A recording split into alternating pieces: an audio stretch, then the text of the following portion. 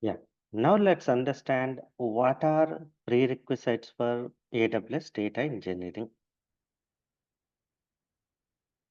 First prerequisite I mentioned is Linux for data engineering, SQL for data engineering, and Python for data engineering.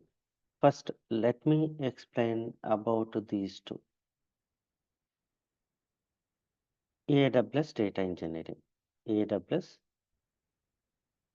data engineering. We can provide solutions for uh, data AWS data engineering using two kinds of approaches. First one, SQL approach, SQL approach, and second one, programmatic approach. Programmatic approach. In this programmatic approach, we use Python. We use Python.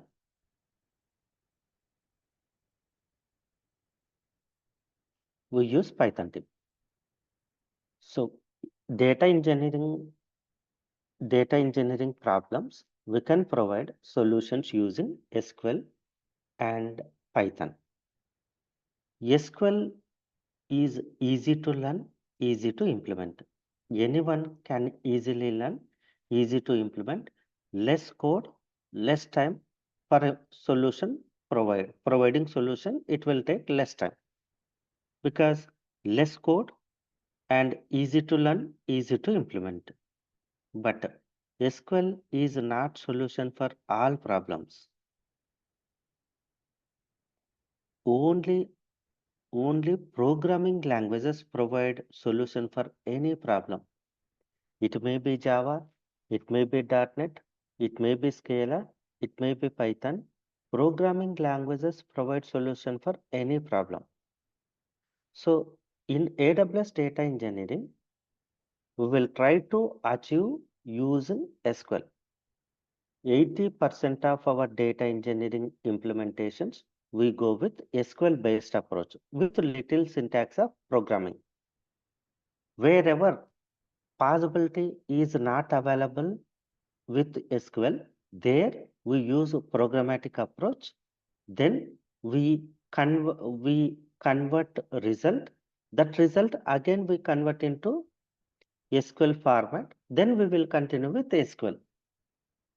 So in AWS data engineering, you need both SQL knowledge and programmatic knowledge, and especially who are coming from RDBMS background, data engineering is the best choice for them because they already worked with SQL based implementations.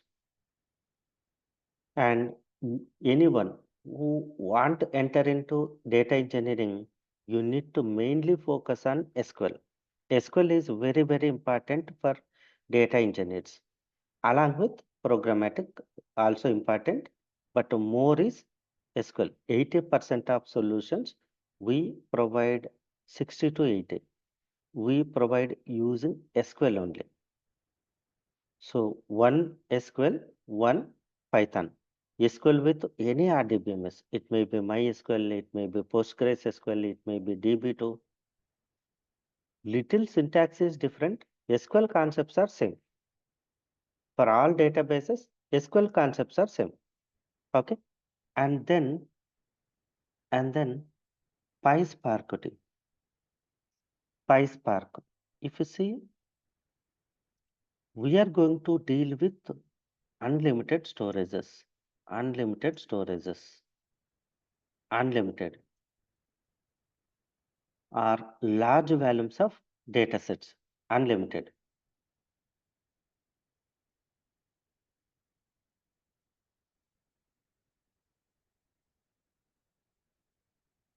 L- Traditional technologies are super fast when data is less. If data size is grown, traditional technologies takes more time to process. Coming to PySpark, PySpark is a distributed and parallel processing framework. Your data is going to distribute into multiple machines, and multiple machines parallelly process your data. So that's why PySpark is a super fast data processing framework. And in AWS, we have data processing technology called AWS Glue. AWS Glue provides a nice graphical user interface for drag and drop and just to modify the properties. But once you save that drag and drop, it will generate a PySpark code or Spark and Scala code. Default, it will generate PySpark code. So to understand that generated code, if required, we want to modify that generated code. If required, we want to add some additional features to that existed code.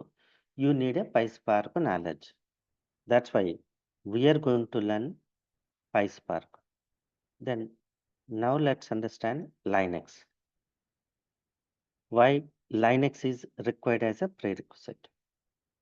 So let's say this is my developer mission. This is my developer mission. Developer mission, maximum we have Windows operating system. Yes, sir. Very few cases you may have Linux. Very few cases you may have Mac operating system. But most of the time we work with Windows operating systems. Once development is completed, you move your code to dev server and dev server to test server and test server to prod server, prod location, and you moved your code. And we have multiple missions involved to process your data in prod, like dev server, prod server, test server. So here, while using this your data engineering application, they got some problem. Then as a developer, we need to interact with this prod cluster. Here, they never give access to interact with entire cluster. They create one mission as a client, client or gateway mission. We call it as client or gateway mission. This mission contain Linux operating system. You need at least a minimum knowledge to interact with this mission.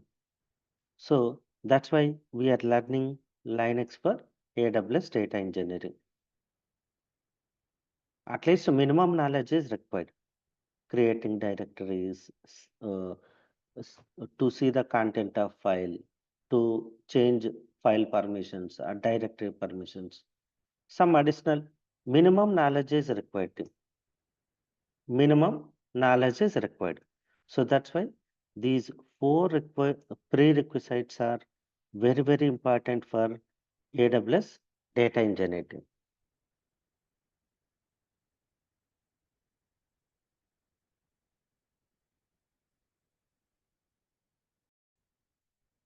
Yeah. We are covering as part of our master AWS data engineering, we are covering these four prerequisites.